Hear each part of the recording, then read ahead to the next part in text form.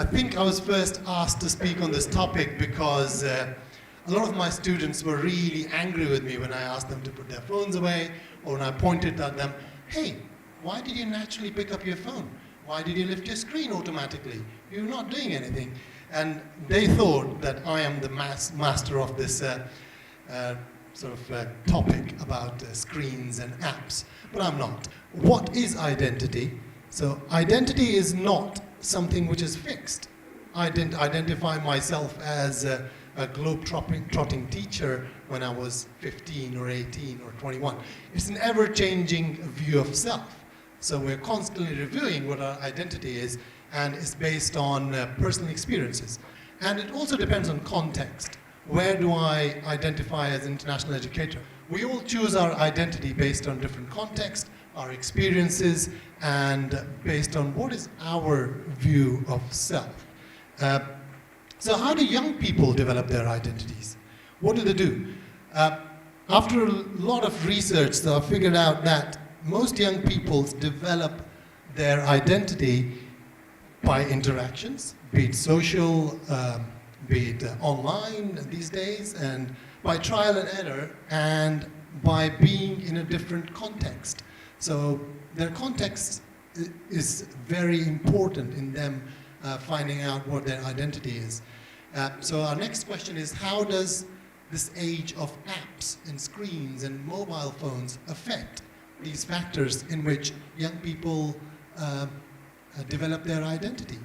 There's a good book, Life on Screen by Sherry Turkle. Mobile apps and digital screens have sort of become identity playground, and most of us have multiple personas online. Most of our students have multiple personas online. We constantly keep changing our identity. We keep trying new things. We keep sort of going back to things which are popular, or we're coming back with new things. So we're constantly trying to change our identity. And we have this freedom in this online version to try a new identity without any fear of failure. But before the age of this multiple screens and multiple apps, finding your identity was slightly difficult.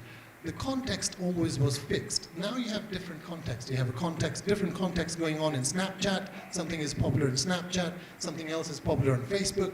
Something else is going on Twitter. Something else is going on Instagram. So all these apps, they have all different contexts, and you can sort of pick and choose, get out of one, get into the other one, and very, very fluidly, multiple times a day. So you can do that. But before, the context used to be fixed, and there had to be self-reflection to figure out who you are.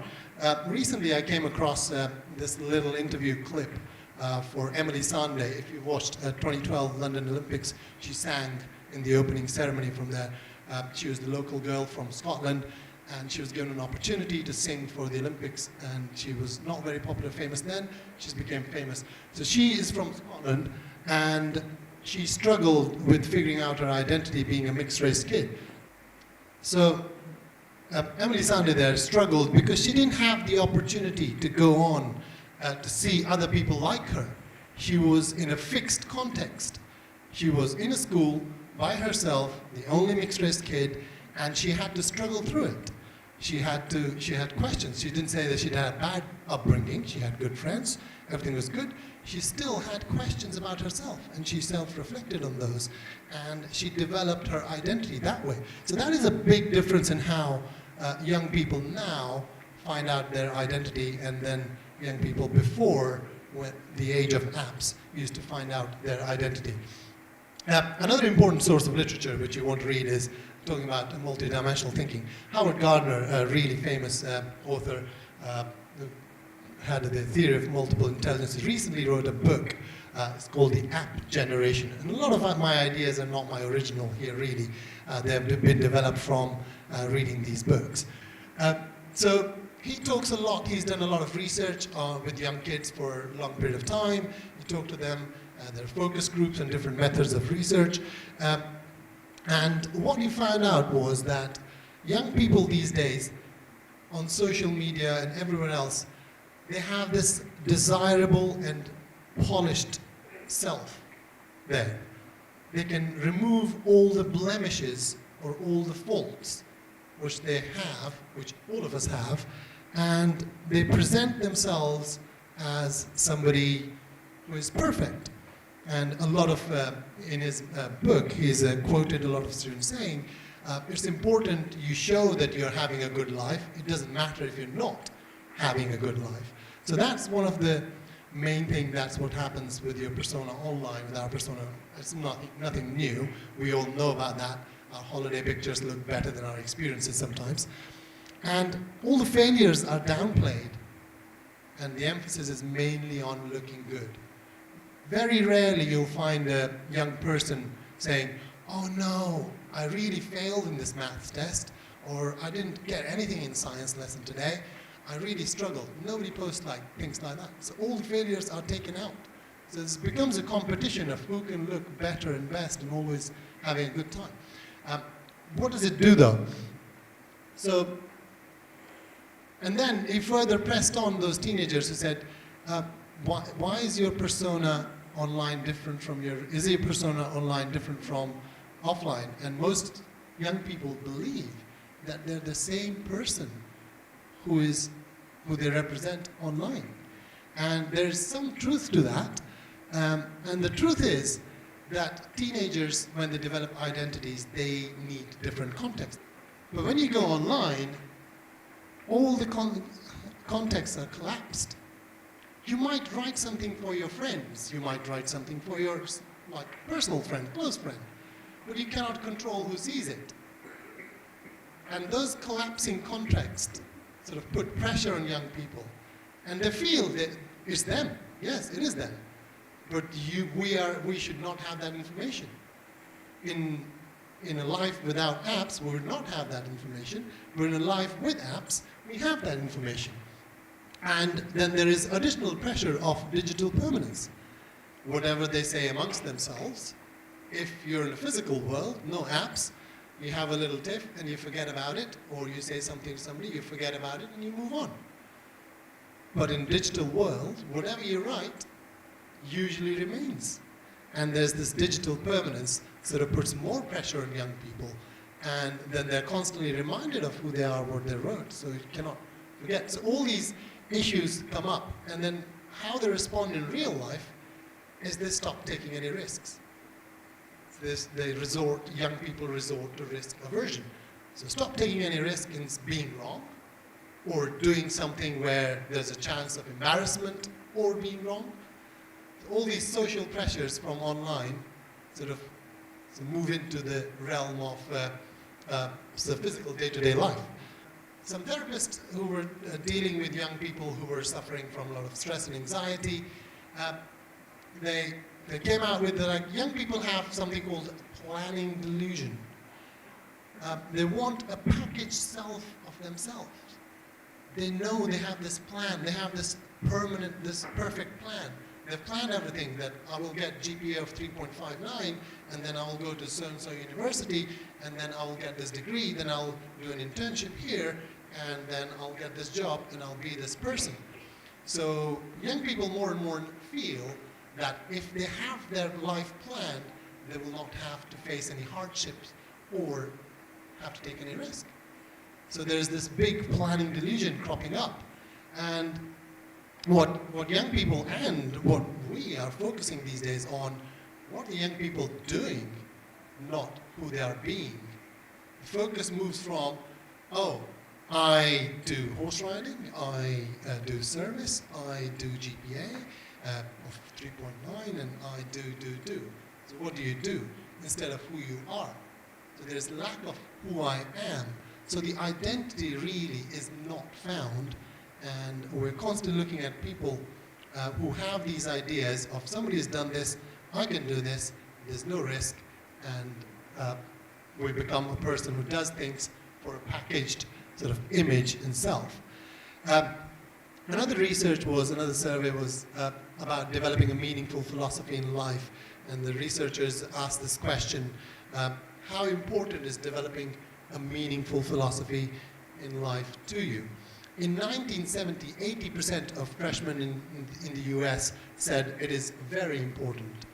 And that number in 2012 dropped down to 40%. The young people sort of are losing by being in an instantaneous world and losing the concept of planning ahead or looking ahead. And there's this new problem. If you ask a lot of people, where would you be in 5 years from now?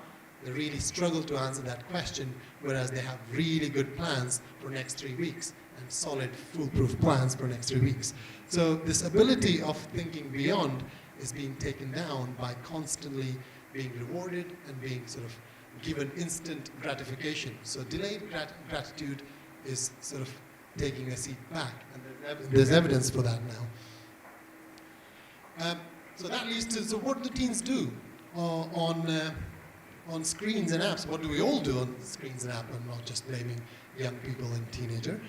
We spend a lot of time. There's two ways we spend time on screens and apps. One is passive consumption, another one is active engagement.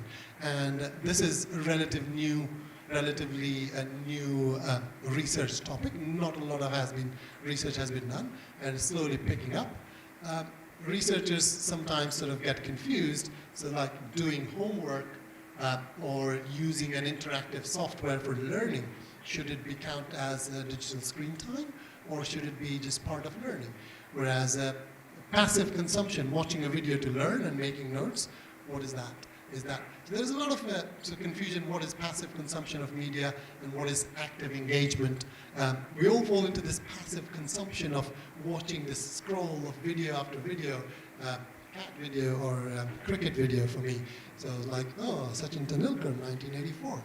Oh, what did he do in 1986? So our favorite sport team, that dunk shot by somebody else, or that home run, and then, oh, he did that in that match. So we fall into this trap of passively consuming media, and that increases a lot of screen time.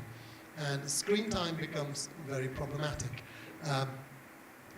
Young people especially are spending 7 to 8 hours a day often on just looking at screen. And how does that impact their health, their brain development, because their brain is still developing? What impact does it have? What is the research to show? And that's another dilemma with researchers in this field. So you cannot research in young children. It is very difficult to get somebody to say, hey, you're not going to use your phone for 2 months, or you're not going to use technology for 2 months. Isn't quite not possible. And B, all the ethics of it, would you do research on how would you get a good sample? So scientists rely on researching on mice for this.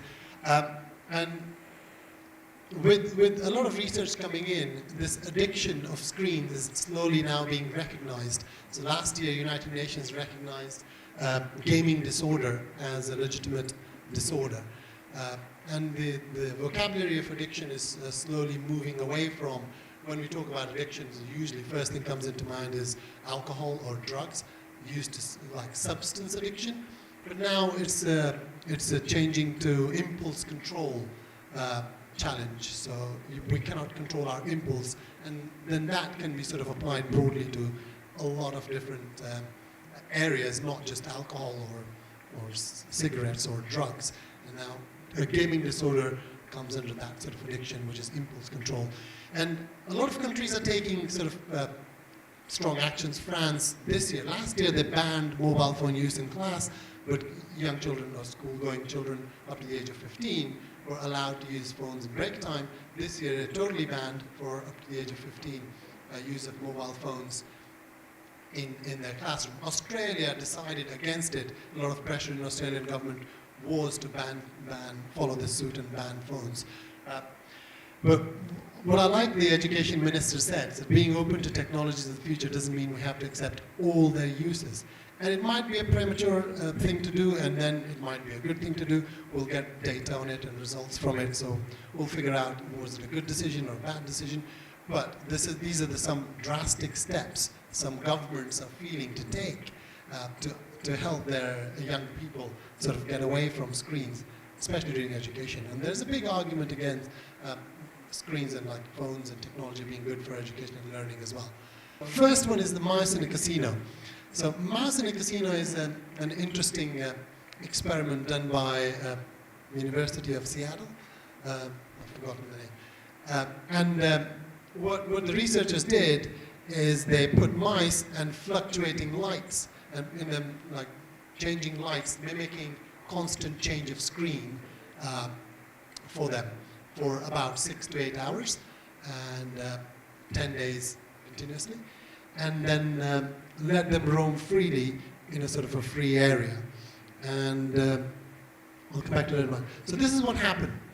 So this was a mouse, a normal mouse, which when you let a mouse out in the open area, they're always skeptical of going out in the open.